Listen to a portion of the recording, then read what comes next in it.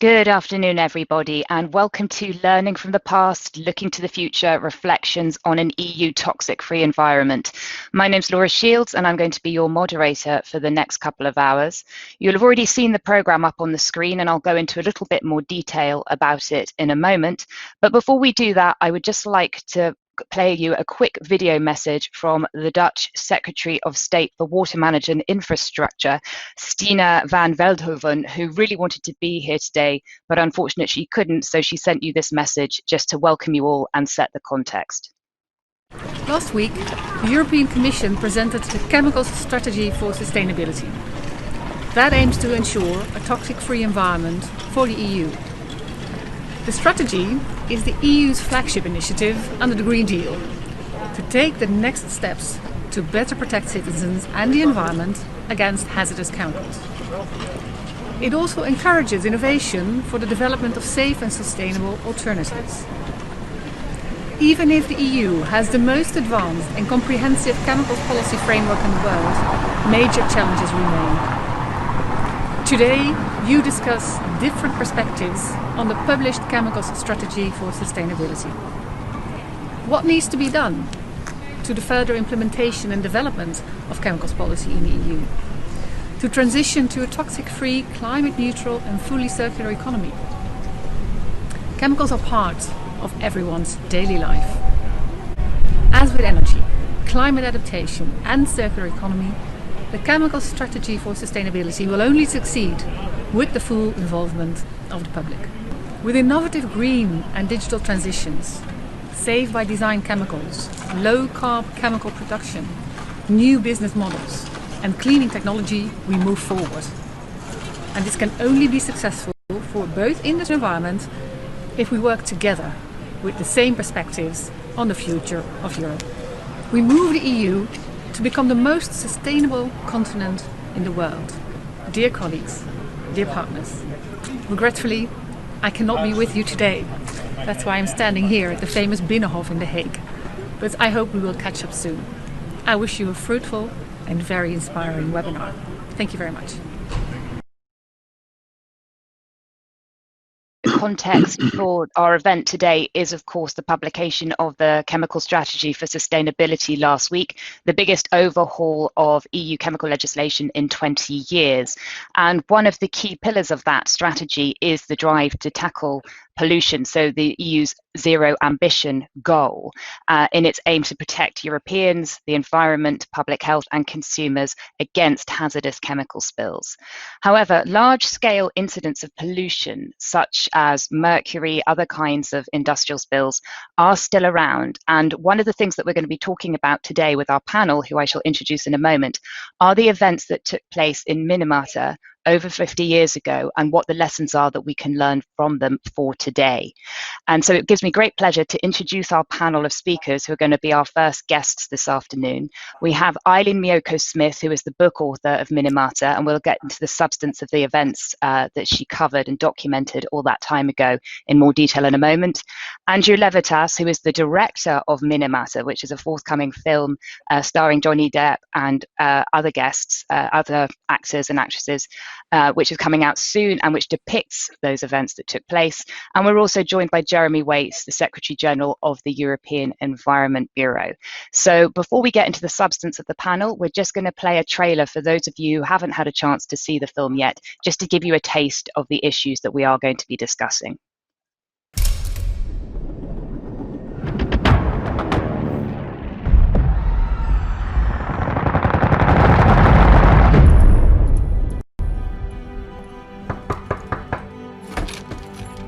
There's a company in Japan that's been dumping their toxic waste into the sea. The people need help. We need global attention. We need you. I'm the greatest photographer that Life magazine has ever had. But you are. You're the single most impossible photographer that Life has ever had. Listen to me, I need the pictures, Gene. Bring the story home.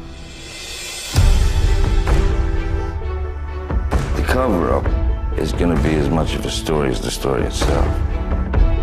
この人は一人で来たの? You cannot let your emotions run the show. go home. 人類最後の戦争にしようじゃありませんか。ゴンさんとおとなしな方? Why would I be? The Native Americans, they believed that a photograph would literally take a piece of the subject's soul. But it can also take a piece of the photographer's soul.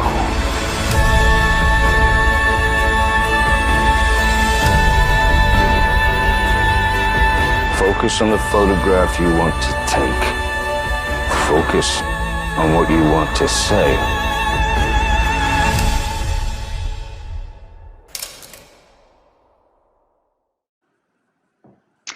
That's just a taste of what you can expect from the film. So let's get right into it now.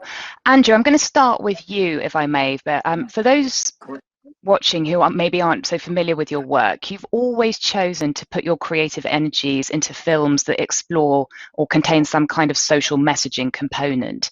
What is it that you're looking for to do with those films, and what particularly attracted you to the Minamata story? Sure. Well, I think that there's so much coming at us as consumers these days, whether you're reading newspapers or you're looking at videos or you're on various social media sites.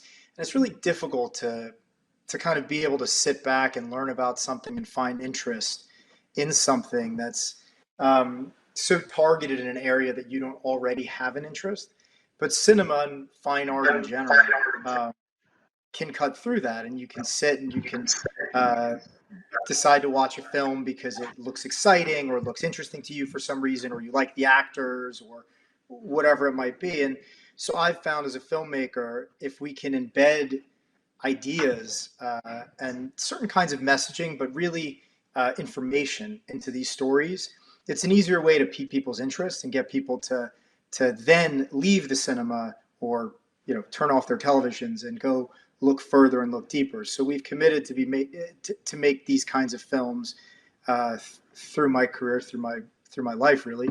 And my hope on this one in particular, in telling a story that really focuses on a very select group of people, is to go deeper and deeper into this one moment, this one story, this one group of people, but allow you to identify with them enough. And then at the end of the film, we open it much wider through a selection of images that talk about many other industrial pollution incidents that have happened over the last 50 years, and remind you that we're all part of this same community and the same struggle, really. Yeah, absolutely. I mean, Aileen, thank you for joining us as well. Now, probably what the audience don't know is that you were featured in that trailer as well. I mean, you play a part in the film. And one of the reasons for that is that you spent about 3 years with Eugene Smith in the 1970s, documenting and living in Minamata, taking photographs, bearing witness to what actually happened there. What did you learn from your experience of being there and sort of documenting those issues? Well, I learned many things, but I'd like to point out maybe 3. And that is that when we got there, we realized that once a disaster happens, it stays there for a long time. You have to live it.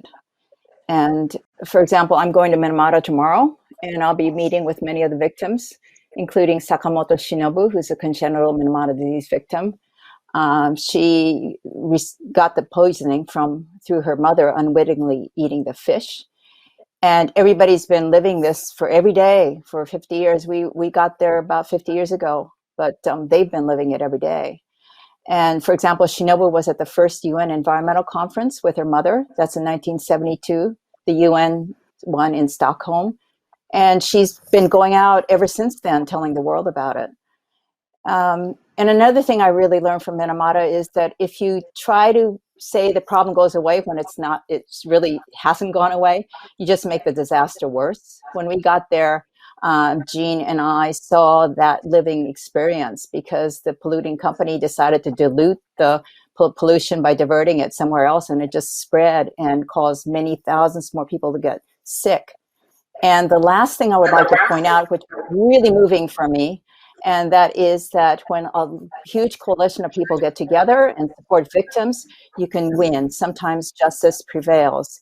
And that's the lawsuit that they won. And that's portrayed in the movie at the end. And it's really powerful, I think, because it means that, you know, sometimes when you support victims, you can make progress. And that led to a lot of good environmental laws in Japan in the mid 70s. So those are some of the lessons I learned.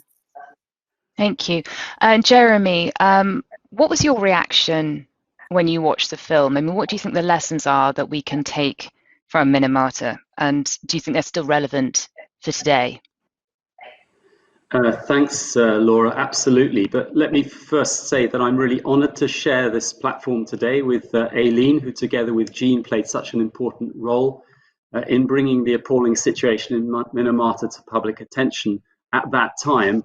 And also with Andrew, whose excellent film is now bringing this to a new generation. And I will say I enjoyed the movie enormously, which is not taken for granted when you're dealing with such a dark subject matter. But it's handled with care and sensitivity.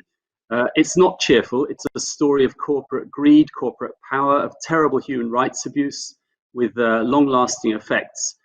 Also of willful denial of the evidence and rejection of the precautionary principle. But it's also a story, and I think this links to Aileen's last comment, it's also a story of a community pushing back, achieving some recognition and reward for its struggle. Never to a degree that could really be called justice, but somewhere in that direction. And I think it's one of the positive messages of the film, that courageous individuals can make a difference. Now, in terms of, you know, were the lessons learnt, you know, I think the sort of parade of household names at the end of the film, and I really like the way, Andrew, that you opened it up like that, Bhopal, Chernobyl, Seveso, they show that, you know, this is just one horrific industrial pollution story among many. And as one of the community leaders says after the court ruling, we've won the battle, but the war goes on. And he probably meant that in relation to Minamata. And again, Aileen's comments have underlined that. But it does express a broader truth. I mean, if I can just, you know, maybe add a little bit. I mean, for me, perhaps the most poignant moment in the film is when you see the president of the Chiso Corporation who we've previously seen as this hard man. He says to Eugene, you know, I'm a businessman, it's all about the money. But then we have this later scene, I think it's about 2/3 of the way through, where he's confronted by the grief and the pain of the victims' families. And you see him wavering, you see some kind of humanity trying to come out there. Of course, then his financial minders kind of rein him in. And, you know, what I took from that scene is that, you know, making sure that this never happens again is not about one CEO or president of a company becoming philanthropic, doing the right thing, though of course that's always welcome. It's about having robust legislative and policy frameworks in place and enforcing them. And here we're talking about laws and policies that regulate not only the substantive issues around chemical safety, but all the procedures whereby the public, whereby NGOs have access to information, have the right to participate and the right to access to justice to challenge violations of environmental law, which of course they were able to do to some extent, but has been taken much further. In Europe, this goes on under what we call the Aarhus Convention. Mm-hmm. I should say at this point as well that some of you in the audience have had the chance to watch the film if you registered in time for the event. That's why registering early always is a good thing to do. So if you would like to ask questions, even if you haven't seen the film, or if you have, please do ask questions via the chat function. You should have a button on somewhere on your screen, because we will be putting them to our panel at different points throughout the event. And do tell us also who your question is for, because we would really like to be able to get them to the right person. So Andrew, picking up on what Jeremy and Aileen have said so far, I'd like to come back to you about how you see the story being relevant still today. I mean, obviously Jeremy's alluded to some of the universal themes, but what did you hope that the viewer in particular would take from the film that goes beyond Minamata itself? Sure. Well, in particular, I think there are a few, and Jeremy, I love hearing you comment on that scene in particular with the great actor Jun Kunimura as the CEO of Chiso. there are a few moments in the film in particular that that I think are important to think about in a larger context. The first being, there's a conversation that the same actor has, or the same character has, where he mentions the parts per million. And he talks about both the parts per million in the soda bottle and how people are the parts per million. And what I've noticed, and one of the things that is most important to me personally, and one of the other reasons why I connected all of these other incidents after the film, is because I think that we find ourselves in a world now where every issue, every item, every time something bad happens, and every piece of policy seems to be fragmented and compartmentalized. And so this amount of people over here is the parts per million on the left. This is the parts per million on the right. This is the parts per million on that issue. But in point of fact, we're all the parts per million, and together we actually are the millions of people. And millions of people are being affected by all of these issues every single day. And I think it's incredibly important that, or my hope is that people will watch this film and recognize that we're all part of that larger community, and that these issues, you may not be personally being touched by mercury pollution, although you probably are. It may not be the thing that is most pressing in your community, but whatever it is in your community, it's part of the larger principle and the larger issue. And the other thing is, goes back to what Aileen was saying a moment ago, which is that one man or one woman or one community can make a difference. And my hope is that this film empowers people and shows you what it's like to fight for what you believe in and to stand up and be counted. And others will follow and others will join in, and that your voice can and will be heard if you try to make it. Yeah, thank you. Aileen, what about you? I mean, obviously this was a very Japanese specific story at the beginning, and you chose to bring it to a wider audience by working with, a very distinguished photographer, writing that long photo essay, the book, and really bringing that story out. What were you hoping, how do you hope the audience still sees the story today? And what would you want the world to take away from it that's distinct from perhaps a Japanese audience? Well, I think that what I found really, really moving is when the movie was shown, it premiered in Berlin at the Berlin International Festival. People who came out, I think I really felt they were empowered. First of all, they were absolutely flabbergasted that this had happened in a place like Japan. I think people just are unaware of a lot of the problems. It's not just Minamata, it's other things. And to be really moved and through the movie, because it's a story, and so they're really moved, and they wanted to get more information, and they asked for more flyers, and they said they wanted to tell their friends about it. And I just feel that there's that feeling of knowledge, which is empowerment, and then if it could lead to action, so if it connects to action, that would be really, really exciting. And also in Japan now, the problem's been going on for so long. Right now, there's still many, many lawsuits. Victims are still suing, even people who are toddlers at the time of the peak of the pollution. They're still suing 50 years later. And so we need to break the story open in Japan by having the world know about what's going on today in Japan too. And that kind of, mixture of other people learning about something and then empowering each other. I think that's what the movie can do. It just opens it up to much wider. It's like a second wave, isn't it? I know that's a bad metaphor to be using right now, but again, that's what the trajectory in the film, and then there's the second sort of spurt of interest now. I mean, Andrew, just coming back to you, how did you first become interested in this story? I mean, yes, you have a socially activist dimension to your filmmaking, but how did you come across the Minamata story? Was it something that you were always familiar with and suddenly got interested in, or how did you learn about it? Sure. So I was very interested in it, and I was aware. But I was aware almost exclusively through the images that Gene and Aileen had taken. That's where my knowledge base came from. I was also quite a fan of Gene's work and what he represented and what he stood for.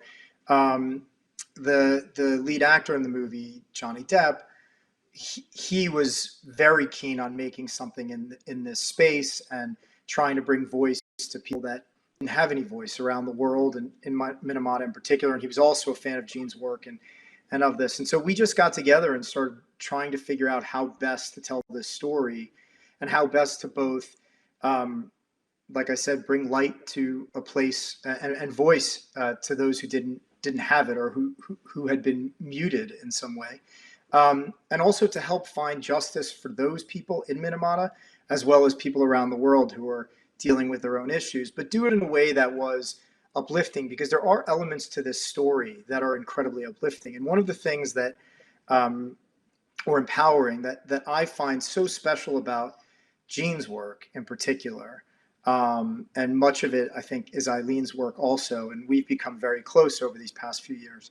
But one of the things is that in the photographs themselves, they can show you the absolute darkest parts of humanity, but right next to them in the same photograph, it'll also show you the most beautiful parts of humanity, the love, the compassion, the hope. And those are things that are really front and center in Gene's work. Certainly, I believe in the Minamata work in particular. And I think our hope and our approach to this film was to try to replicate that as best as we could, to express that, so that audiences watch the film and they walk away and they go, this is how bad we can be to each other. This is how bad the world can get if corporations and governments don't do the right thing and don't support human beings. But also that innately inside of us, we have hope, we have love, we have compassion. And that's why I hope and think that the film will be, it's not only has some sort of educational aspects to it or historical aspects to it, but it also has some uplifting and inspiring aspects to it. A way for us to all look at the world, a way for us to all step forward and do something. Mm-hmm. Thank you. Okay, I'm going to take a round of questions from the audience now, or in a couple of minutes. So if you'd like to ask a question, do please push them through now, because we have a slight delay anyway. So if you could get your questions coming in, that would be absolutely brilliant. But I'm going to stick with Andrew again for a moment, because, we've had the Minamata Convention now since 2017 at the UN. So it's the Minamata Convention on Mercury. And it was with the objective of protecting human health and the environment from emissions of mercury. And it's come into force as of about 3 years ago, and 124 countries have ratified it so far, but some still haven't. Now, mercury emissions are still going up, and they'll continue to do so if the action on the ground doesn't really take place. So what impact do you hope the film can have on countries who haven't ratified it so far? Do you think it can create that groundswell of pressure? I certainly hope so. And I certainly hope that it inspires citizens to be heard and push their legislators, their governments to step up and do something. I also say it is a great victory. I mean, we have a long way to go here, but the Minamata Convention is a fantastic victory. It is a time when so many countries got together and at least have said the right things. I think the point is, even though that there are all of these countries that have signed or ratified, we require more. It's one thing to say things; it's another thing to do them, and to kind of own the essence and the point of all of this. Beyond that, of course, remaining countries should step up and should sign, but also all countries need to step up and do more. Thank you. I mean, Jeremy, your take on the Minamata Convention. I mean, the question that we have is really, is mercury a legacy issue or not? I mean, Aileen has quite clearly said that in Japan it's still massively ongoing, but Europe moved pretty fast on mercury, didn't it? I mean, it was quite proactive. But do you think we really have made significant progress on mercury and other kinds of pollution since Minamata? And what is the role of global conventions such as the Minamata one? Well, I think the EU has made a lot of progress in terms of developing legislation over the past 15 years. It's developed specific mercury regulation, looking at the whole cycle. There are also instruments like the Industrial Emissions Directive, which regulate mercury for some of the industrial processes that it covers. But it's very much an ongoing concern in Europe, absolutely. I mean, just to mention several sources, the largest single source is coal-fired power stations. You have dental amalgam. You have light bulbs as well. I'll come back to that. Later. But you know, it's one thing to tackle the emissions inside Europe, but the fact is that 50% of the mercury that's deposited in the EU comes from outside. And this is why, even if Europe was going to be purely selfish about it, which I hope it's not, it's incredibly important to have this global instrument. The EU has taken quite a lead role in pushing the Minamata Convention, and the EU itself and most of its member states have ratified the convention. I think there might be 3 who are still lagging behind. And it needs to continue this leadership role within the convention, for example, by expanding the list of products to which mercury is added, products and processes, and that need to be phased out. Phasing out coal, I mean, I mentioned coal-fired power stations as the single biggest source of mercury in the EU. I mean, this is really a win-win if we can close down coal, because mainly when people talk about closing down coal, they're thinking about climate change. But you're at the same time eliminating a major source of mercury. And conversely, if you tighten up mercury and squeeze the coal power stations and get them to close down earlier, that's a win for the climate as well. Unfortunately, the Industrial Emissions Directive is too weak and too flexible on this point. But it's an instrument that's there to be used and can be used more effectively. Water contamination is a big issue in the EU. Mercury limits are exceeded in something like 42% of surface waters. And of course, one of the big channels for routes by which mercury reaches us is through fish and consumption of fish.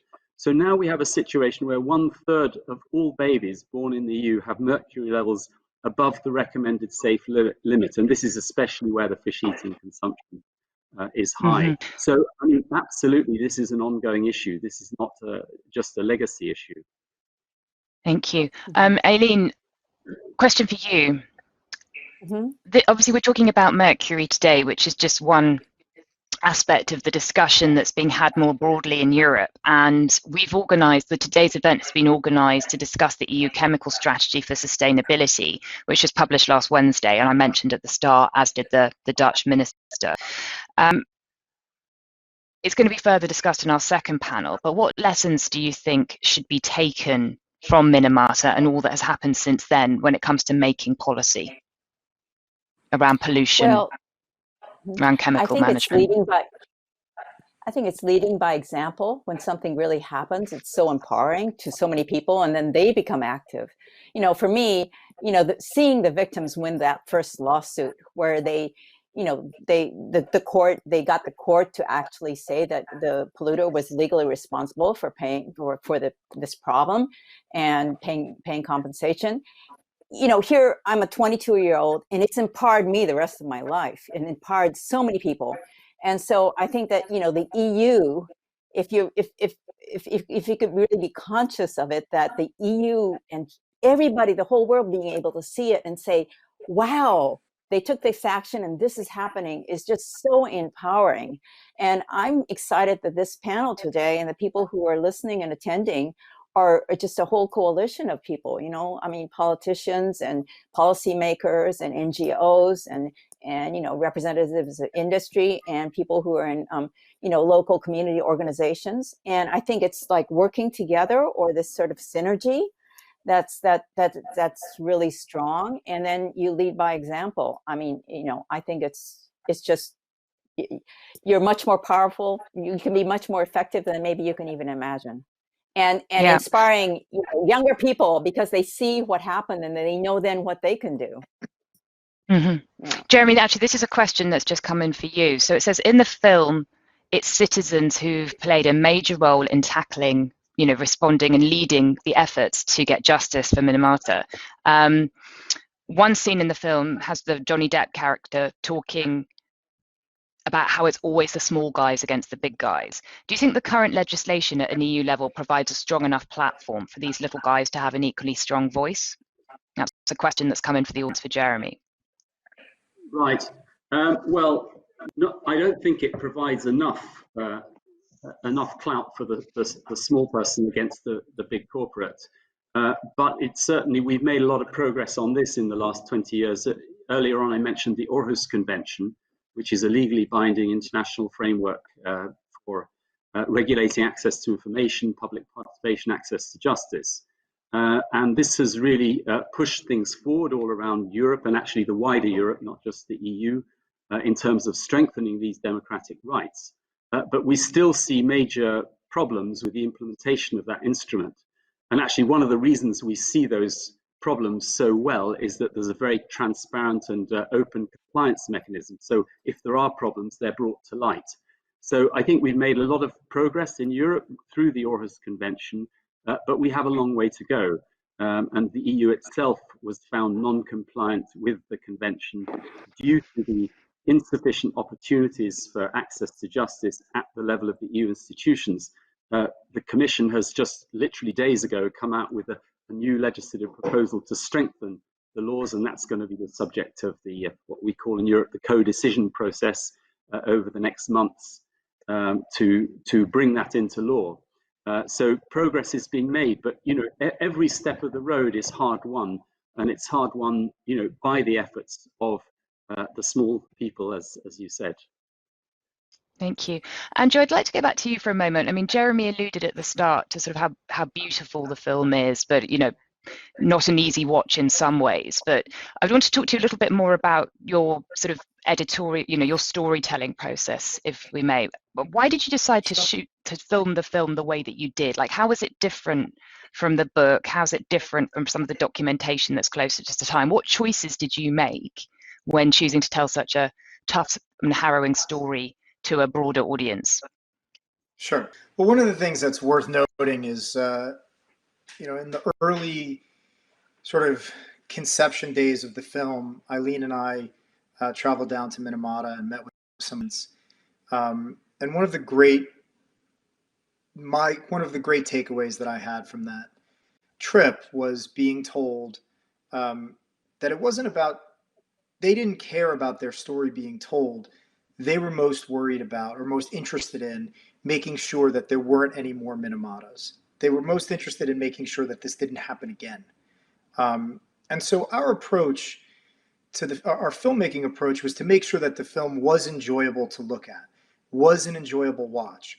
While there were important and significant things to talk about and look at, and there had to be information in it, and we had to be truthful about how horrific it was also to focus on some of the more positive components to this story. Most of those had to do with the people themselves in Minamata. And we had this great gift in that we were able to tell the story through the lens of Eugene Smith and also Aileen Smith. And that lens, as I mentioned earlier, was one where at the same time as you could see such difficult imagery, you could also see the beauty and power of the individual. And so because, and I should probably let Aileen speak to this a little bit more than I do, but my expectation and understanding of how Gene would see the world when looking through his lens would be to see those beautiful things in real time, and those beautiful moments and the best of things in real time.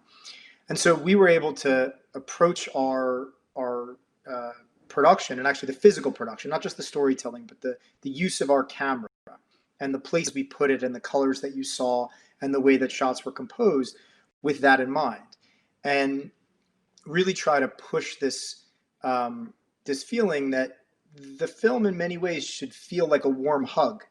It shouldn't feel like a cold, sterile experience. It should feel warm. You should walk out of this film and feel happy to be part of this world, and happy that there are people like this that fight for themselves and might fight for you, even though there are so many people that are doing bad things in the world as well.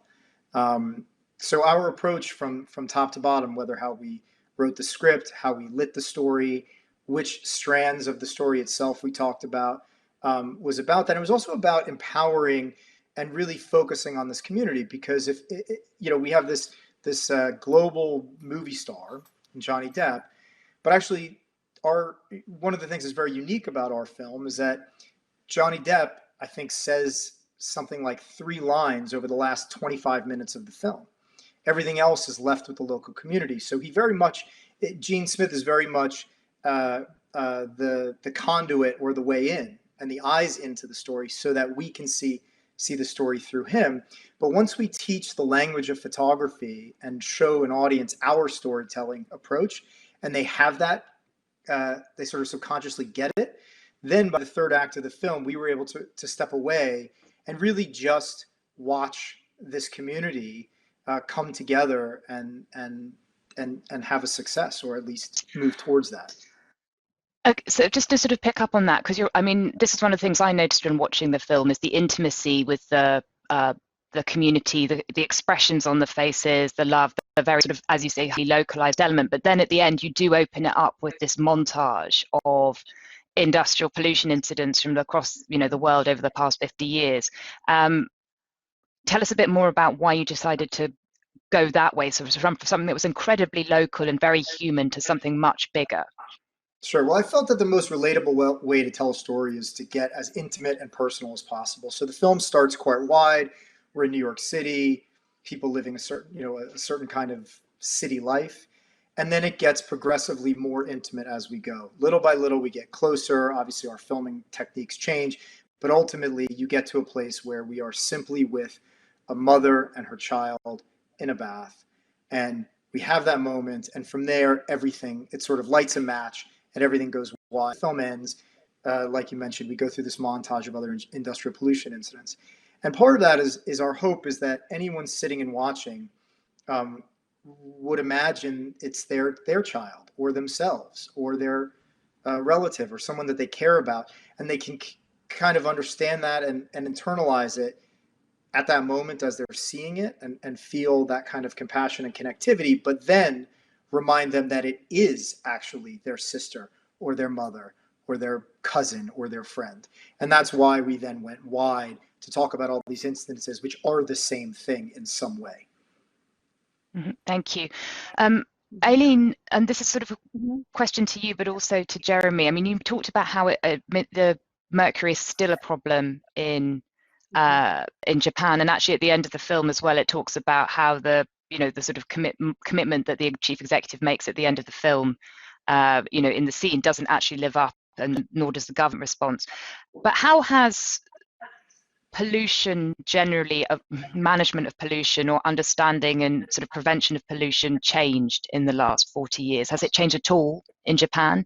Have we seen sort of more concerted industrial efforts to control and manage it better? Because obviously these incidents are very shocking whenever they happen, but have we learned from them in sense of, has we seen impact in terms of less pollution incidents, or would you say it's just the same? I think that pollution victims in the 70s, and Minamata was the one of the big main lawsuits and victories. I think that made an indelible mark in Japan, changing the environmental laws, and it's had a lasting effect in the public and the government being concerned about environmental issues. Yes, that's true.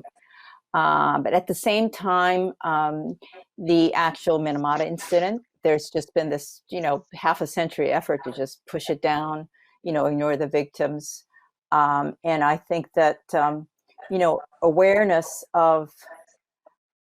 greater awareness about the real pollution that is in Japan that's lasting, and doing something about that will empower even further a real change in Japan, where Japan can really be a shining example. The reason Japan can't be a shining example on the environment and mercury is because it hasn't done what it has to do about Minamata, and I hope this movie will kind of jar Japan and they can really become a genuine leader, in the mercury issue, even in the, nuclear weapons issue. If it decides, to not have, plutonium policy, not have nuclear power, it can really have a tremendous power in changing the world and getting rid of nuclear weapons, for example. So Japan has that potential, and it's listening to people like the victims of Minamata that it's the key. That's absolutely the key right now, I think. Anyway. Thank you. Jeremy, thank you. Jeremy, question for you.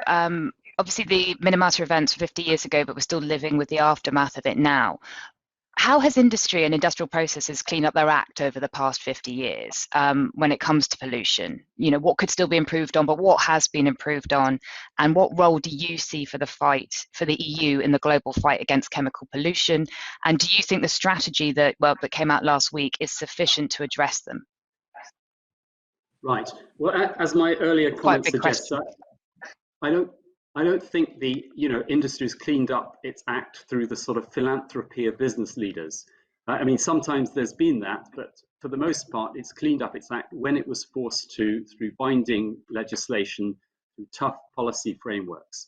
And we've seen those frameworks make big strides in the last 40 years. So yes, we've made huge progress, but at the same time, those laws are not keeping pace, or not always keeping pace, with the proliferation of chemicals, because we've seen over the same period an extraordinary proliferation of chemicals, many of them hazardous, so that they're ending up in the most remote corners of the planet.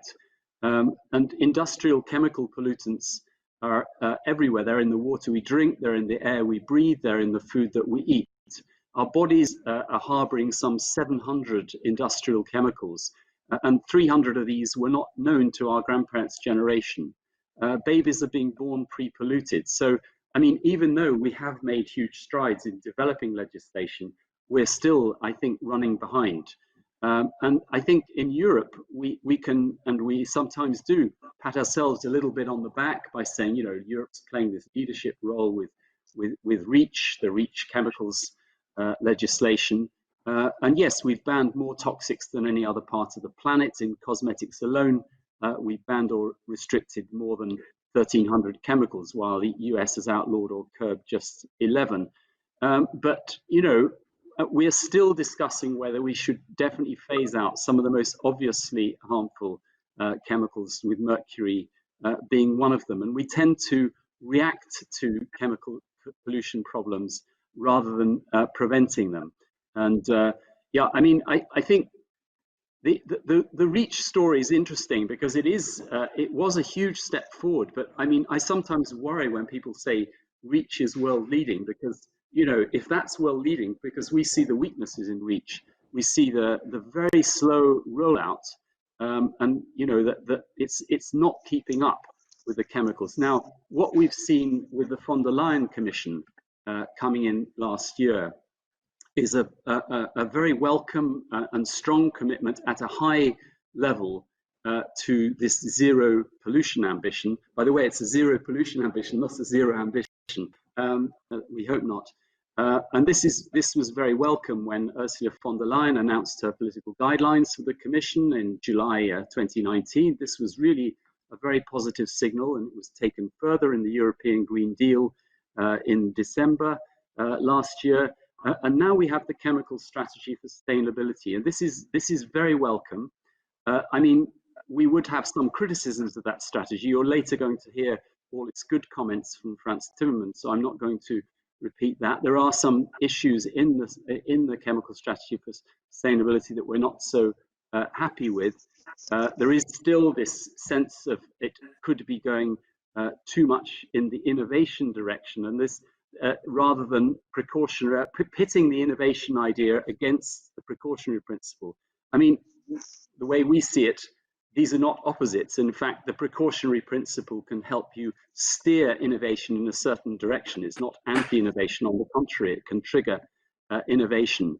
You know, also we see a number of financial carrots mentioned in the strategy, but not enough financial sticks. To mention a couple of points, and substitution could definitely be strengthened. But what I wanted to conclude on this point is that, you know, it's like, you know, you've stood outside, everyone stood outside a restaurant reading a really nice menu with some sort of mouth-watering things on it, and that's nice, but you actually want to go and taste the food. So I think we have to wait and see what the food tastes like as the sustainable strategy is unrolled. Thanks, Jeremy. So I'm going to pick up on some of that stuff because I'm going to be interviewing First Executive Vice President Frans Timmermans just after this, so I'm going to, he's probably listening to some of your points, and I'm going to put them to him. But Andrew and Aileen, what recommendation or what would you like me to put to Frans Timmermans in the interview that I'm about to do? Based on everything that we've discussed so far, what would be your recommendation for policy or your big idea? Andrew, I'll start with you. Okay. Or Aileen. Yeah. No, go ahead, Andrew. Go ahead. Then I have more time to think. Go ahead. There's a great line in the film, which I think sums everything up for me, which is the great Japanese actor, great actor, Hiroki Sanada says when he's giving a speech at the end that we all deserve to live an unpolluted life, right? And just at the core of all of this, we're living in a time where we seem to have lost track globally of that just larger overreaching idea that we all just need to live an unpolluted life. Like that should be your first right as a human being. And I think that one of the things that I notice as a citizen of the world, as a consumer, not as a filmmaker, just as an individual, is that every one of these issues that's out there, whether it's industrial pollution, what kind of pollution, what chemical, what issue, nuclear, this, that, mercury, all of the different items, global warming, all of it, it's all being compartmentalized by government and politicians and people on different sides of arguments, and it becomes an argument when it shouldn't be. And so to me, the question that I would love for you to put forth, and I'm sure there's a reason, but there shouldn't be from my perspective, is how do we unify all of this so that it's just down to a simple, basic human need? We're all the same, we're all equal, and every individual on this planet deserves to live a life that is unpolluted and have a chance at a healthy life. And that's it. What can we do to unify this messaging? Thank you very much. Okay, what can we do to unify? And Aileen, very briefly from you, what would be your recommendation? Because we're going straight into this interview afterwards. So what should we ask him? Well, okay, a couple of things. My experience, from Minamata, is that the people who know the most are the people who are actually experiencing whatever, really there. And so how can you have policymaking reflect the on the ground reality? Because that's where it comes from. And also if people learn from there, it really is empowering for everybody. So it's not like, oh, I'm not a policymaker, so I don't know what to do. It actually, if it comes from the local, it really does, create a very strong movement. So how do you do that with policymaking? So that's one question. And then the other was, what Jeremy mentioned, and it really was astonishing to me that the highest mercury emissions in the EU are from coal fire plants. And Jeremy mentioned, the fact that here's climate change, the climate issue, and the mercury issue, and they merge with coal. So how in the EU can you merge those two issues together and make a very powerful move for climate change and mercury becoming history? Thank you very much. And Jeremy, did you want? Yeah. Thank you very much. Okay, final thing from you, Jeremy, because I really must go to our next slot. Yes, I'd love it if you'd ask Frans Timmermans about light bulbs. Now, I know light bulbs sounds like an incredibly mundane thing compared to these big abstract concepts, but actually the devil is in the detail. If you want to deliver on the high-level policy goals, you actually do have to come to some very specific issues. And since 2016, we've been waiting for these mercury-added light bulbs, these fluorescent lamps, to be phased out. So if you could ask Frans Timmermans if they will be phased out and if the Commission will act on it, because it is in the gift of the Commission to act on this issue now. So thank you. Okay, I'll see what I can do. I make no promises, but thank you very much, Aileen. Thank you very much, Andrew. Really great that you could be with us this afternoon. Also, Jeremy, really interesting and different panel for our usual Brussels crowd to see. So thank you all very much. Hope you enjoy the rest of the event. And so, yes, quite a few questions that they wanted me to put to First Vice President Frans Timmermans. We have a few already, but hopefully he's game and he's going to answer a few of them for us. And he joins us now. So thank you very much for being with us. There's no free lunch for me here today. I can see that. No free lunch for you at all. We have to answer. You have to commit to getting rid of fluorescent light bulbs right now. breaking news. No, we can start off with the more general one. Thank you for being with us. What do you think the lessons are that we've learned from Minamata, and what relevance do they have today? Because obviously just this climate that we're in at the moment, where everyone's focused on the environment, public health, this unity of messaging, what lessons are still relevant from your perspective? Well, first of all, let me compliment the filmmakers, Levitas, as incredible storytelling, very compelling. And God, what a delight to see Johnny Depp actually act again. Really. But to answer your question, the one thing we need to understand is that you cannot sacrifice health on the altar of economic growth, because I think that's the most compelling story here. And even if you try, you can hide it for a bit, but sooner or later, mostly later and after incredible human suffering, this will come out. So better fix it at the beginning before people suffer. I think this is the strongest message I at least retained from watching this film. Prevention. Okay. I mean, obviously the film focuses on mercury. One of the things that Aileen's already brought up is how it's still an ongoing issue in Japan, but also Jeremy mentioned the statistics about the levels that are born, of babies who are born with it higher than acceptable levels in Europe, and also the issue around coal-fired power stations, fluorescent lamps. Do you think mercury is a legacy issue in Europe, or do you think there's still a lot of work that needs to be done on it? Bearing in mind that we do have the Minamata Convention, but... Yeah, I think we've done quite some work. It isn't finished yet. We still have to look at mercury used in dentistry and light bulbs. And the next piece of legislation we are preparing will be presented in 2 years' time. And that is focused on the dentistry issue.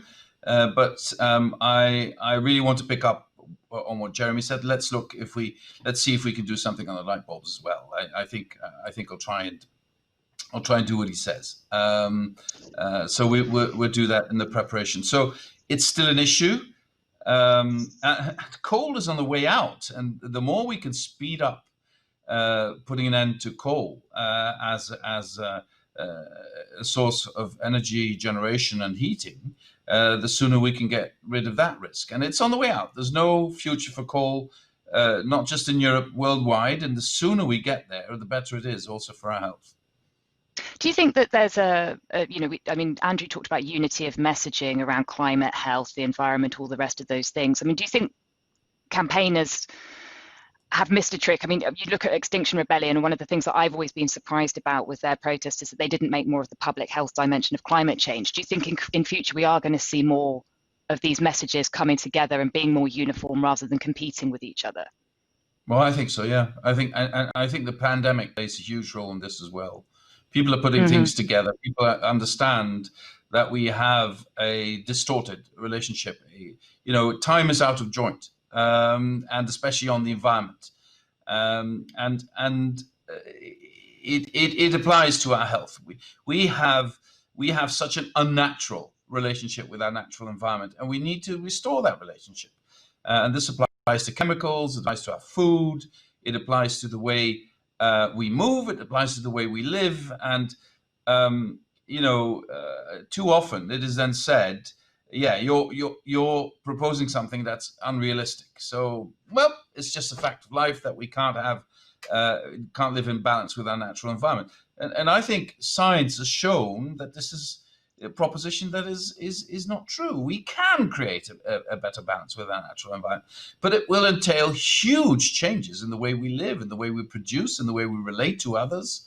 But it can be done. And I think the sense of urgency, certainly now in this pandemic, is felt across the board by everyone. Yeah. Okay. Can you tell us a little bit more about how you see, what's the value of books, films, other kinds of culture when it comes to influencing social and political developments on environmental issues? And what do you think we should be careful about? And the reason I'm asking you this is because obviously the criticism that constantly gets leveled at the EU is it's out of touch, and we're all sitting here in Brussels. But what's the value of culture in terms of feeding into the policy discussion? Well, for me, it's always obviously a very personal thing to go to. But for me, I cannot I cannot function, I cannot be creative, I cannot come up with new ideas if I don't constantly read, watch films, listen to music. The thing is that humanity only advances if we are able to self-reflect and to if we are able to develop our critical thinking. Now, this industrial revolution we're in is creating a huge problem for our capacity to critical thinking and our capacity to relate with other people. We tend to withdraw into bubbles, and we tend to fall victim again to mythology and to obscurantism.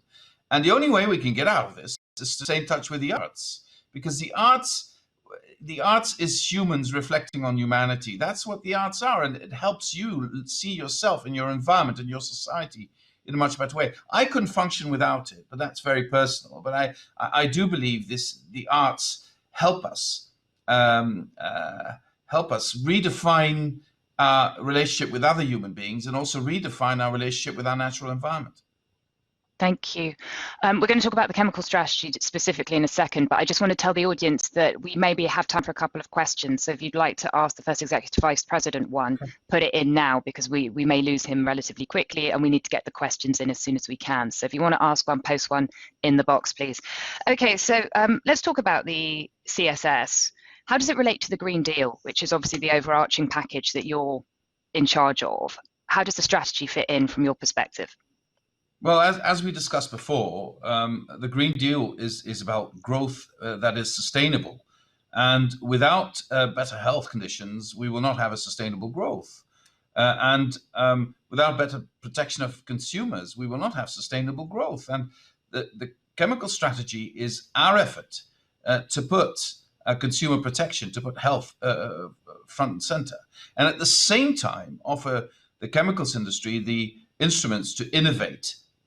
Because we need to get rid of harmful chemicals, but we also need to understand that chemicals will be a huge part also of going towards climate neutrality, of helping us create new products, of finding new medicines, of solving some of our issues. So we need to make sure we don't create a general panic about chemicals in general, but we do need to make sure we take care of some of the most intrusive and dangerous chemicals. We need to get PFAS out of the natural environment as much as we can.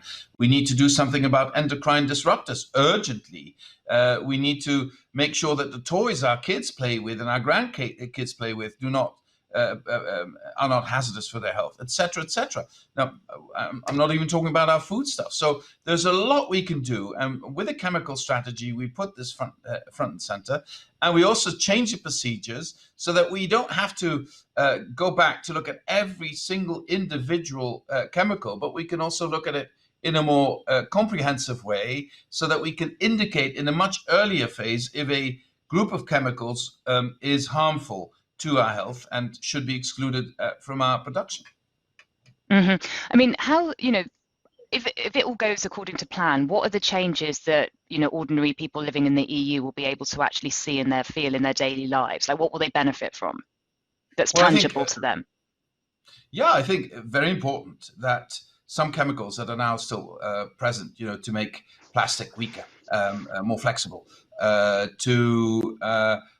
in construction, for instance, PFAS, endocrine disruptors. We absolutely have no idea what the horrible consequences could be if they get into, as Jeremy was saying, if they get into our bodies or into a natural environment. We have to be able to say, these are no longer a threat to you. And I think the chemical strategy can assure that. And at the same time, it sends a clear message to the industry. Get rid of this stuff, because we will no longer allow it. There I'm with Jeremy. Of course, there are in this industry, there are a lot of people who really want to do the right thing, who have embraced the Green Deal, who want to create healthier environments. But at the end of the day, regulation will have to do a lot of this. So that's the only way you can create a level playing field, so that one producer can't say, I have to produce this because otherwise I have a competitive disadvantage vis-a-vis the competition, and I don't want to be in that position. Regulation on the EU level, and at some point also regulating stuff we export to the rest of the world, obviously, if you want to be consistent, you have to look at that as well, is the only way forward. Yeah, so I want to talk just a couple of questions about the balance between risk and risk management, basically. So, Jeremy's argument: how will the Commission ensure a right sticks and carrots balance to promoting green innovation while ensuring the application of the polluters pay principle? So, what's your take on that? Well, I think polluters understand that there's no free lunch anymore, and I think if you look at the way we have constructed the strategy, I grant Jeremy, we have to be more concrete in the legislation that will be coming out, and but I also want to remind him that so far I haven't let him down when I promised something, and I'm absolutely committed to not letting him down on this either. But it will create clarity for the sector. And of course, not everybody is happy with this. Of course, everybody thought that the present level of reach would be the end of it. But it isn't. Things evolve. We discover that we have problems in certain areas, and then we need to fix it. And in this different work method, we can react much quicker. We can create clarity across the board and not for individual products, and we can also avoid being bogged down in endless discussions about individual chemicals when we see that a group of chemicals poses a problem. The one thing I have to also react to is the way we will be preparing proposals. As you know, this is done with input of the industry, but also NGOs, etc. We've been trying to improve over the last years the balance between those who come from industry and those who come from the outside world, from NGOs and others. And I want to, again, reiterate that we need to make sure we have a level playing field so that everybody has the possibility to have their points listened to, but also evaluated and also reflected in our impact assessments. So that they can refer to that and that we can avoid mistakes in that area. We have a couple of questions for you that have come in from the audience, if you have time for them. Just Sure. one or two? Yeah. Is that, yeah, great, thanks. So a question from the audience: how do we prioritize, I mean, this is tied into the chemicals helping to fight climate change stuff, so like wind turbines, hydrogen, all the rest of it. How do we prioritize when there is a chemical that helps in the urgent fight against climate change and is hazardous at the same time? Well, of course, health would then be our first concern. So if it helps, build better turbines or solar panels, etc., but it is hazardous for our health, then we will have to find another solution for the solar panels and the turbines, because health is our primary concern. Okay, and then another one: what will Europe do to convince other countries and regions to follow the example set by the CSS? I mean, maybe do the CSS first and then see what the result is? Well, if you look back at how the internal market came into being, if you have, I remember so well, that's the advantage of being a bit older. I remember so well when Delors came with his internal market ideas. Many people in business were saying, you're putting us out of business because the standards are too high. The reality is different. The reality is that everybody from all over the world wants to be on the European market. The highest European standards have the propensity to become global standards. But then we have to make sure that we apply these standards on ourselves, apply these standards on everybody who wants to be active on the European market. But if you're consistent and honest, you also have to apply these standards on products you want to export to the rest of the world, because we cannot allow for us to just protect our health and then disregard the fact that European producers might be selling things on other markets, things of which we know that they have a negative effect on our health. Mm-hmm. Thank you. Okay, final question before we wrap up, if that's okay. You described it a couple of weeks ago as bloody hard work to get to meeting the objectives of the Green Deal. Do you think that there's still enough room for risk-taking in the not just in the Green Deal, but in the CSS and the other whole legislative package, which is going to protect public health, but does leave room for the necessary risk taking. I mean, you mentioned before that if something's hazardous, but it's going to fight climate change, the trade-off will be for health rather than necessarily for the climate. But how do you square all of that so that it doesn't undermine each other? Because you are going to have competing objectives in here. Well, you can have very limited exceptions when there is no alternative in very limited areas. That will always be the case. But my point is that if anything we want to do in the Green Deal can only be done if there is overwhelming public support for this, because it's going to be very, very difficult. It's indeed going to be bloody hard to get this done. So we need the maximum public support. You will not get maximum public support if people are worried about what we're doing, whether that's good or bad for their health. And this applies to chemicals, it applies to food, it applies to other products in other areas. So I honestly believe that there should not be a contradiction, but if there is tension, then my priority would be, how do I get maximum public support of a public that understands what is at stake? So we also have a huge task in informing the public about what's going on, about what the products are, what the risks are, and then you can make an informed decision, and the representatives of the public, the parliaments at a national level, the European Parliament, can then decide to move it or not. Thank you very much, and thank you for taking the time to answer so many questions this afternoon. We really appreciate you joining us. Thank you, First Executive Vice President of the European Commission, Frans Timmermans. Good luck with the strategy. Okay, we're now going to discuss it in even more detail with our policy panel now, and the title of the next panel is The Chemical Strategy for Sustainability, Building Blocks for a Toxic-Free Environment. And I would like to introduce the 4 speakers who are going to be taking part in the panel, if I may. So, starting from the bottom middle, we have Diana Visser, who is the Director of Sustainability at Corbion. And Corbion is the global leader in producing lactic acid, which is a bio-based ingredient for the food, biochemicals and bioplastics industry. We also have Marius Vaščega, who's the head of cabinet for Virginia Sinkevičius, the Commissioner for the Environment, Oceans and Fisheries. Monique Goyens, who is the indubitable Director General of BEUC, the Consumers Association, which represents 43 national independent consumer associations in 32 European countries. And from the Netherlands, we have Roald Lapperre, who is the Director General for the Environment and International Affairs at the Netherlands Ministry of Infrastructure and Water Management. So welcome, everybody. Thank you for joining us. Marius, thank you. Could you just give us a quick overview of the strategy? Just talk for 5 minutes about how the Commission sees it in terms of people, the environment, and also the chemical industry. And then I'll ask the others to react. Thank you, and good afternoon to everyone. And I'm happy to join this panel and to speak, to develop further, on what the Executive Vice President has been putting, the ambition and the vision of the new chemical strategy.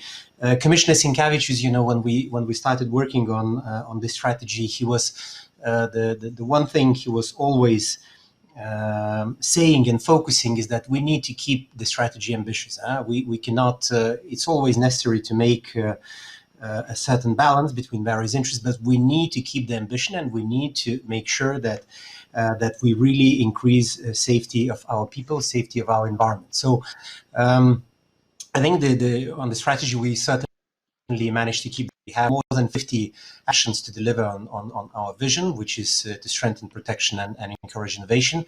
And just maybe let me give you some points on this. First of all, on protection, what we're going to do, we're going to be tackling the use of most harmful chemicals, and especially their presence in consumer products such as toys, childcare articles, cosmetics, food contact materials, textiles. What we also want to do, we want to change our approach to a more preventive one so that both our health and our planet are better protected. That means that the presence of the most harmful chemicals would not be allowed unless use is proven essential, rather than allowing them first and acting after the damage is done. To start immediately, already in 2021, we will adopt a roadmap to prioritize restrictions and the reach of the most harmful chemicals. And we will do this as far as possible by groups of substances rather than one by one, actually, as we are mostly doing today. So instead of being reacting, we want to become preventive. As a priority, we will also ban PFAS, allowing its use only where essential for society. And these, this has already been mentioned several times, these are forever chemicals, and they are highly persistent and have caused enormous health and environmental damage in Europe and also around the world. Furthermore, in 2021 already, we will be adopting common criteria to identify endocrine disruptors and apply them across all the legislation. We want these to be clearly identifiable and ensure they are no longer used, especially in consumer products. And also to further consolidate this approach, we will in 2022 plan to propose revised sectoral legislation and update REACH. So I think if I may give a few examples, that toys legislation today provides protection for our children from substances causing cancer, but we want to extend it to endocrine disruptors, other harmful chemicals, and the same goes for cosmetics. Children are still exposed to harmful substances from childcare articles. That will change, and for this we will take measures as well. We also need to ensure consistency, as some substances, for example phthalates, they are banned in some consumer products but still in use in food contact material. So this, this inconsistency has to end. Furthermore, what we need to do is we need to address the effects of various chemicals, of a cocktail of effect of chemicals, because we are being, affected by so many chemicals in the clothes, in the detergents, in furniture. So we need to see what kind of effect, how it affects us, and we need to regulate it more. So this is on safety, but there is, as you pointed out in your question already, there is of course the second one. The second section of our actions, and that is that in order to achieve more protection, we also think that we need more innovation. Because what we want to do, we want to promote development of alternatives. Alternatives which would be safer, which would be more sustainable, and that would be done by design, from the production to the end of life. And of course, this would help to sustain EU reputation, which is to so many European and also globally, is synonymous with safety. So what we're going to do, we'll start by developing criteria to drive research into this direction. We will establish an EU-wide support network and provide financial support to the commercialization and uptake. So this means a new research and innovation agenda for chemicals under our research and innovation program, and of course EU funding and investment instruments for various innovative technologies, processes, business models, and so on. And the third thing which we are planning to do is to simplify and consolidate the legal framework which we have on chemicals. Because, well, we've heard calls for decisions to come faster, to be more consistent, to be more transparent, to have more predictability. So we will reply to this call with our one substance, one assessment approach. This process we plan to start in 2021 and deliver better coordination and coherence in how we do our risk assessments. We will also take action to step up compliance and the principle of no data, no market, and enforcement through audits and more frequent checks on products and chemicals. And what we want to do, we want to really concentrate on the high-risk areas, such as online sales, imported articles. Compliance and enforcement are important, and they also provide for a level playing field. And finally, perhaps something which also Executive Vice President mentioned already is that we need to play a leading role to champion and promote high standards in the world. Across the globe, we wish to help all our partners to step up their sustainability efforts in chemicals. And this requires first and foremost that we are consistent. So we will develop legislation to ensure that chemicals banned in the EU are not allowed to be produced here for exports either. So I think all in all, with these three strands of action, which I outlined, we keep the ambition. I think it's still a lot of work to do. This is just the beginning. This is just a strategy. I'm well aware that we will be measured against what we will manage to concretely deliver over the next years, and it's a lot of pieces of legislation which also needs to be changed. But what I can reassure is that our work on the implementation has started as of today, and we have no time to lose, and we will be implementing. Happy to continue with our panel here. Thank you.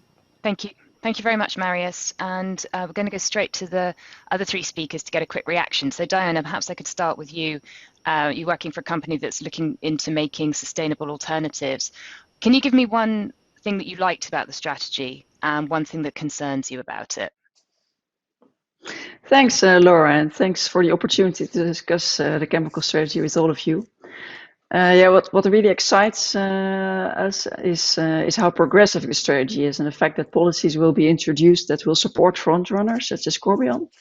At Corbion, we embraced the green chemistry principles, and our company strategy focuses on preserving what matters. And one of the key contributions that we want to make, and that I think this strategy will also support us on, is preserving health through our bio-based chemicals, which can replace fossil-based chemicals, including specific hazardous chemicals. Just to give you an example, the lactic acid that we produce can replace hazardous antimicrobials, for instance, in home and personal care solutions that have freshwater ecotoxicity concerns, and our lactic acid can replace those. So when it comes to hazardous chemicals, we do not produce any sin-listed chemicals, and we also already apply strict cutoff for the use of sin-listed chemicals in new product development. So I think we are already applying the precautionary principle in our innovation. And at the same time, we focus on the development of sustainable substitutes, which this strategy hopefully supports and makes more competitive.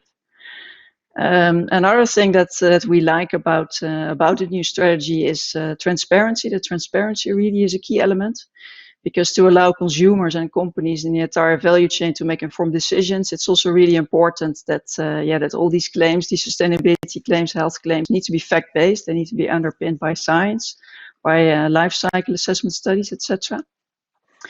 And as a final point, I also think the removal of economic barriers is a positive element. However, here we really need to be careful. The financial benefits should benefit all stakeholders. So from academia, scale-ups, front runners, and not just the bigger chemical companies who struggle with the transition. So this is why we're good to have this discussion today. Okay, thank you. Monique, one thing you like, one thing you don't.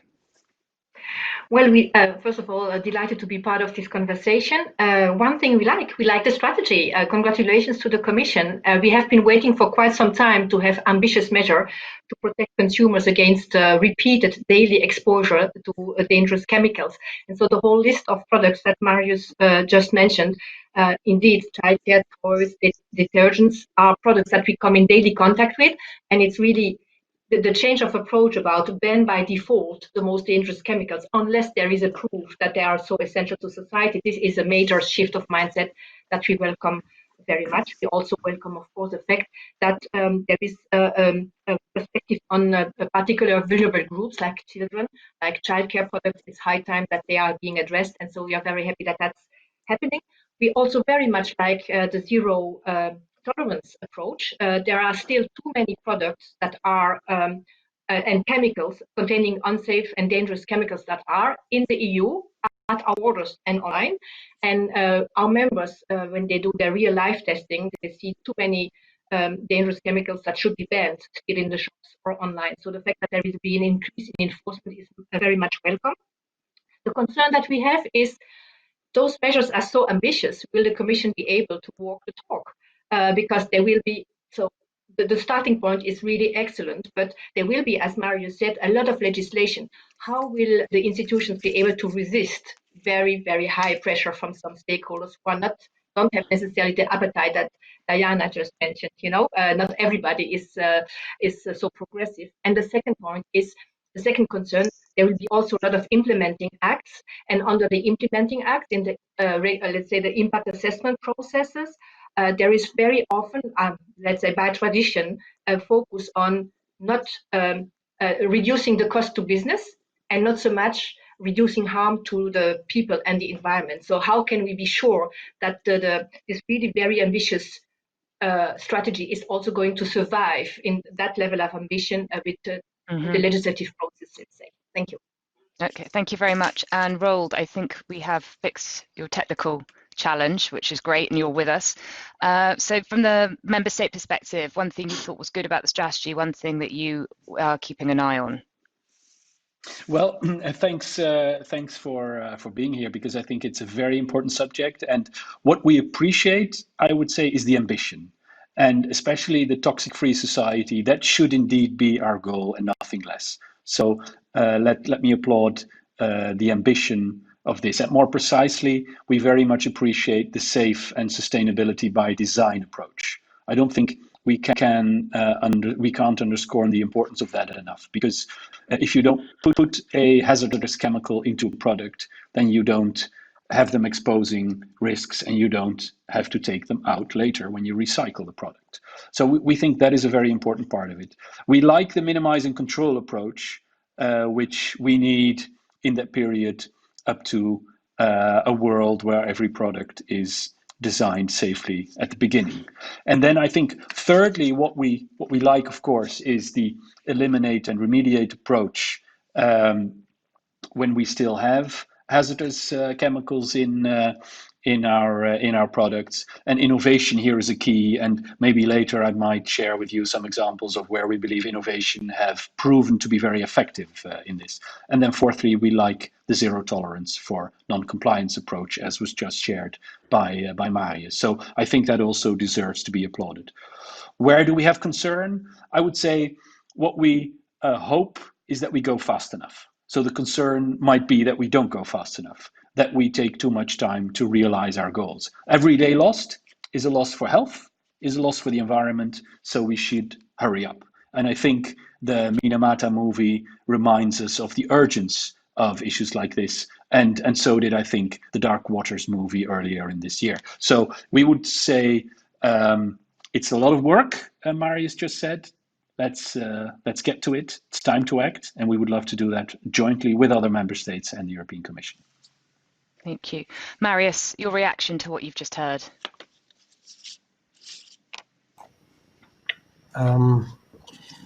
Well, I think all speakers have underlined that they liked a lot the ambition in the strategy, and this is certainly something which is a reaction which makes us push for more. It's a reaction which helps us to work further, because as many have noted, indeed there are a lot of things which we will need now to fix and to follow up. I think already almost a year ago, on the 11th of December 2019, we came as a Commission with a Green Deal. And saying, well, this is something really different. This is a new approach. Do they really mean it? Will they be able to deliver on that? And from the Green Deal cluster perspective of the Commission, to which Commissioner Sinkevičius belongs and which is coordinated by Executive Vice President, we can certainly say that we are delivering on the ambition. Of course, this does not mean that all the legislation is in place and so on. You still need to do the impact assessments where it is necessary. You still need to make the proposals. But I think we have been so far able to deliver and to keep the ambition. We came out with a circular economy action plan, with a biodiversity strategy, also with the climate goals, which are really in the hands of Executive Vice President Timmermans. On this one, there is also delivery. And here we have a chemical strategy for sustainability, which is also a deliverable. So I think we are able to continue on that note and on this ambition. Thank you. Okay, so Roald, I'm going to come back to you now. So the Netherlands and some of the other member states have been pushing for a long time for more action on chemicals. So why was this strategy so important? I mean, you've alluded to it a bit, but could you tell us a little bit more about why it was so important? Well, I think Indeed, the EU chemicals legislation has been very successful in the past. So we know that it can be very effective in controlling and phasing out hazardous chemicals. We've seen the proof. But persistent problems still remain. Commissioner Timmermans referred to endocrine disruptors. I mean, we've seen in the Netherlands, for an example, how wide the existence of PFAS substances still is around producing facilities, but actually in soils around the country. So this is a persistent problem. And that's, for an example, why we also put forward with a group of other member states a group restriction proposal for some of these substances. So it underscores that still work is done. We consider that a very urgent issue, which has been addressed effectively in the past, but there's still a lot of persistent problems we have to continue working on. Thank you. Monique, obviously consumer safety is one of the things that concerns you the most when looking at the strategy. Can you talk through whether you think it does enough, the strategy, to protect vulnerable populations, to make sure that products are safe? And when we talk about safe, can you tell us what we actually mean by safe, given that you can't guarantee anything is ever 100% safe or risk-free in life? I'm not sure that I'm going to risk to an exhaustive definition of what is safe and what is not safe. There have been PhDs written on that and full libraries. I mean, of course, the product is safe from the consumer perspective. If when I use it in a foreseeable manner, I don't have any, let's say, unacceptable risk linked to the normal use of that product. What I would like to say, and that's something that is on top of safety, is that safety is a right. It is not something that is negotiable. For example, not because a product is cheap should it be less safe, or because it is discounted it should be less safe, or because it's imported it should be less safe. This is something that consumers consider is being granted. Somebody has taken care of their safety when a product is on the market. That's the perspective of consumers, and it's the policymakers and the traders and the producers that need to ensure that safety. So that's the expectation. If the strategy is going to be rolled out like it is being designed, it will really be a major step towards better protecting all consumers, but certainly also the more vulnerable ones. So now, as I said, we need really to achieve that in the rollout. So, but I see that the intentions are very strong and very assertive. There are two little, what would I say, fragilities maybe.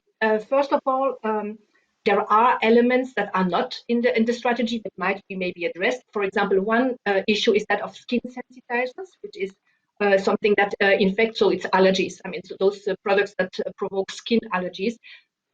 27% of people in the European Union have problems of skin allergies. Now, this is not a problem of life or death most of the time, but it is really can impair really the quality of your life. So that's a chemical source. The problem is a chemical source should also be addressed. And then more fundamentally, what is missing? I mean, the ambition is good, but as long as a product is being defined as being a harmful chemical, but there is a huge amount. It must be combined with a better definition and identification of what is harmful and what is dangerous. And there are 10,000 of products out there, chemicals out there, that have not yet been really classified, if I can say so. Not in the REACH, maybe in the REACH definition, but as a lay person. And that means that there is a lack of information about the safety of those products. There is paralysis by analysis. And there I would also like to shift the mindset, and that in fact should only be proposed in consumer products those chemicals where it is sure that it is safe. So in case of doubt, apply the precautionary principle and don't expose consumers to chemicals where we don't know enough about their effects on health and safety of people. So this would be something that needs to be upgraded if we really want to, let's say, enhance the protection in terms of number of chemicals that are being concerned by the strategy. Okay, thank you. I'm going to take a round of audience questions in a moment. I've got one more. I've got a question to put to Diana before that. But just a reminder, if you'd like to ask a question, please do type it in. Keep it short and tell us to whom it's for, please, so that I can put it to the best appropriate speaker. So keep it short, tell us who it's for, and get the questions coming. Diana, Corbion is going to be one of the companies that has to implement the strategy. If you were the Commission, what would you be prioritising for the implementation? Yeah, so I think the Commission should really have a good look at also development of regulation to ensure real prices. So in other words, pricing of externalities. Current market prices do not capture the cost of society as a whole. And to promote the well-being of all members of society, it's important that the social returns are maximized and that the social costs are minimized. So all costs and benefits need in the end to be internalized in pricing, so that firms and households and consumers can make their buying and consuming and production decisions based on proper pricing to have effective market outcomes. And I have a concrete example of a situation where this is not managed well at the moment. So at Corbion, we're also innovating to reduce our CO2 emissions, our greenhouse gas emissions. And we look at the entire value chain here, including scope 3, our indirect emissions. And this should, of course, be incentivized because this is what we need in the end. However, in the current emission trading scheme, the ETS, only scope 1 is considered, not the entire value chain. And we have actually developed a new process for lactic acid production, which has a 20% lower carbon footprint overall over the entire value chain. But it is related to a certain recycling process that does result in increased energy consumption. So it does result in increased scope 1 emissions. And this is currently not rewarded because only the scope 1 emissions are currently taxed. So this is something I think the Commission should prioritize to really look at, do this in a proper way so that the whole value chain is considered and that you're incentivizing what we need. We actually have, thank you, Diana. We actually have a question for you as well, which is on transparency. So this is an audience question. The Klaus in the audience asks, what do you think about mandatory labeling of chemical content in consumer goods, like we know from food and cosmetics? We could start with products to the most vulnerable, our children, brackets, toys and other products for kids like strollers, beds, etc. I'm going to put that question to Diana, and actually, Monique, I'd like you to come in on that one as well. But Diana, perhaps you could take that one first. Yeah, I think it's a good idea. I think all these type of consumer products that we are using should indeed be labeled just like food. So I think this is an excellent idea. Thank you. Good, Monique. I can only agree. I mean, consumer information is part of the solution. So if people can become aware and then also choose the less dangerous ones, I mean, or the less, let's say, questionable ones, then that would be also steering the market away from those who are more of concern. Thank you. Roald, we have a question for you now as well. So it's, what are your views on chemical recycling? Is this a promising technology that can be improved, or do you have concerns? Well, I think it is a very, very promising technology, and we hope indeed it can be developed in a way that it's being effectively used. I know it's still in its early stages, but we've seen some very encouraging investments also in the Netherlands. I've personally visited a pilot factory, and I got the impression that this could indeed be something which is helpful in the overall challenge we have in recycling plastics, for an example. So I would say yes, let's try to do that. And when I earlier said that innovation is something we should work on, to do this we need innovations, and many of them will succeed, some might not, but let's try to get where we need to go.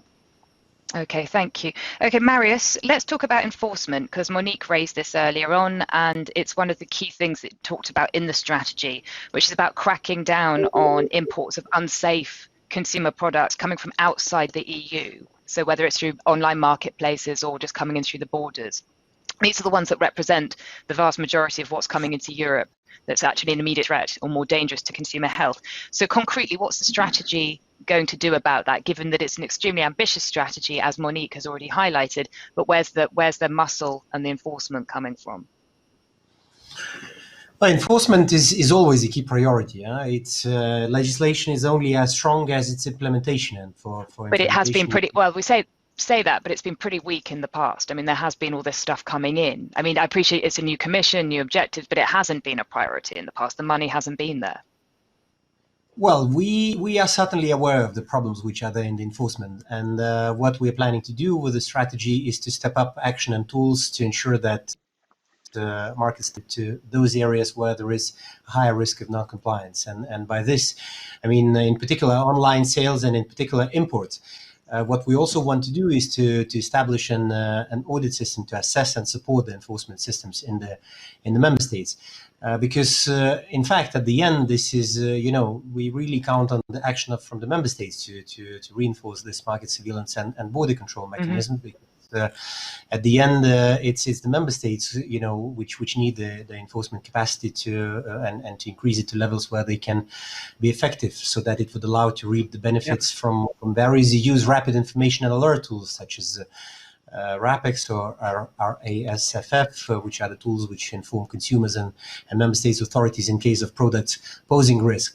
What we also need to do, and this is, I think goes hand in hand with the additional funds which will be reaching the EU now with the Recovery and Resilience Facility, is to exploit digital tools, because we are not only speaking about green, but we're also speaking about digital.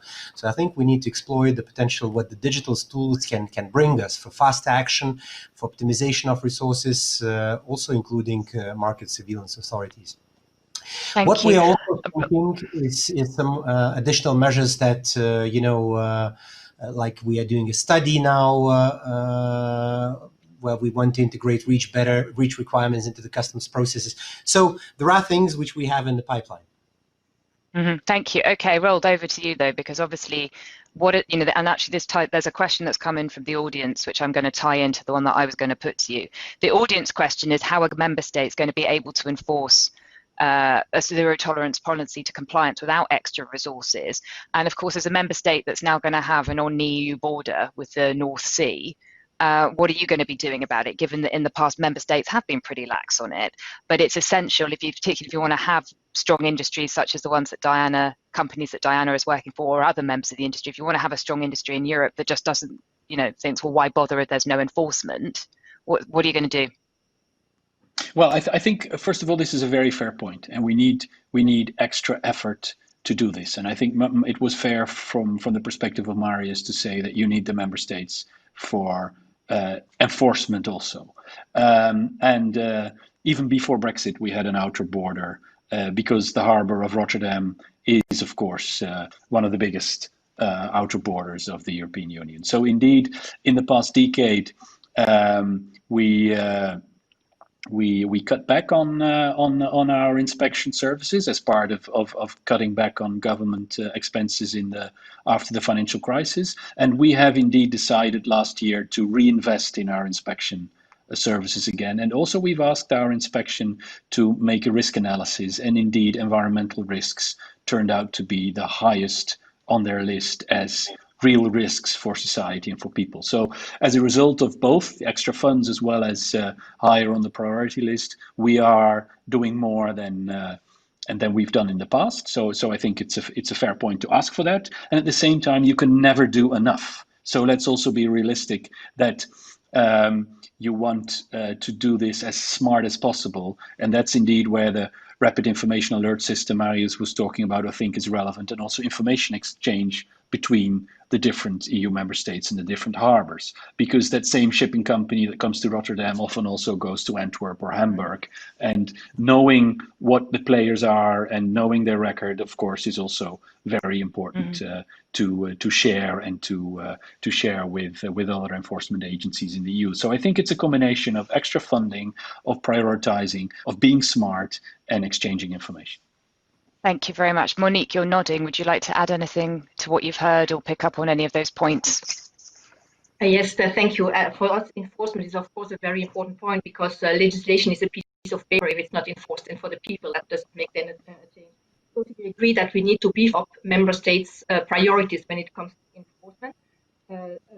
Just to give you an example, because we also speak a lot about online platforms, and I really would like to say something there later also, just after this first sentence. Liège Airport in Belgium is one of the international hubs of Alibaba. 1 million parcels a day. The total staff for customs is 100 people. and there is no market surveillance agency present there. So this is the type of situation, and the Liège airport is disseminating within the EU all the parcels that are coming from Alibaba. So just to state, there is really an important need to highlight that member states need to really enhance their resources there. On online platforms, this is an area where we are a little bit concerned, because the strategy refers to cooperation with platforms. All the speakers, or at least Marius and Roald, have said that online markets are the most problematic ones. There is where the most risks are, and there is where the most non-compliant products are. Platforms have not been able to control their markets, while having made a lot of money out of this business.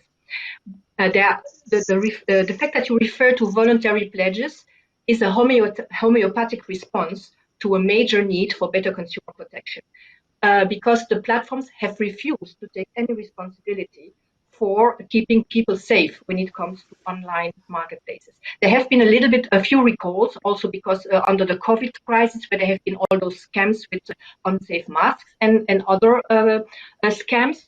But overall, the level of magnitude of what still is non-compliant on marketplaces is really unacceptable, and we should respond by legislation, be it through the General Product Safety Directive review or through the Digital Services Act. Another element, so I think platforms are part of the problem, not of the solution. A third point, and the last point I would like to make, is that the strategy makes a reference to and acknowledges the role of consumer organizations when informing consumers about risks of chemicals. However, there is one potential that is not at all being tapped. Consumer organizations have tremendous data about chemicals, unsafe chemicals or illegal chemicals. They could be shared with the authorities, and the authorities could use those data in order to have easier, the first step of fact-finding has already been done, and they can enforce more easily. It would be a four-win. Win for people, they are safer. Win for consumer organizations, their data are being used by the agencies. Win for agencies, less costly enforcement. And win for the environment, because it's more swifter protection of, towards or move towards a toxic environment. So there is a potential of cooperation between consumer organizations and authorities that is not being tapped, but it has been already organized in other areas of consumer protection, like contract law or unfair commercial practices. So that could be maybe explored. Thank you. Thank you. Marius, I'm going to bring you in here. I have a question for you from the audience, but obviously if there's anything that you want to pick up on that's been said by Monique or Roald about enforcement, then you are welcome to do that as well. But the question that comes in for you from the audience is as follows. Chemical innovations are developing extremely fast. When one substance has been restricted, it is replaced by multiple others which are not necessarily safer.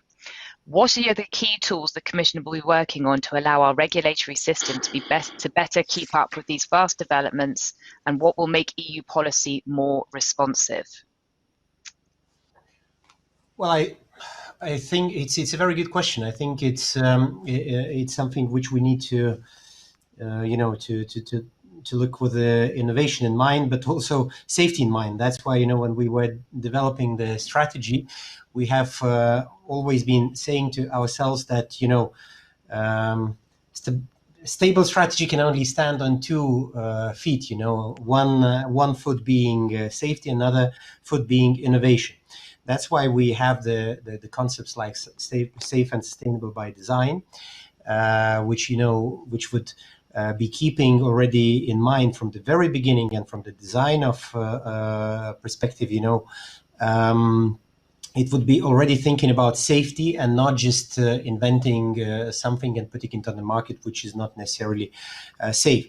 So this has to be a virtuous circle, and this we tried to put in the strategy, so that innovation on one hand allows to replace the worst chemicals, the most harmful chemicals, but at the same time it does not introduce the new ones which are bad, so that we would be having all the precautionary principle set in.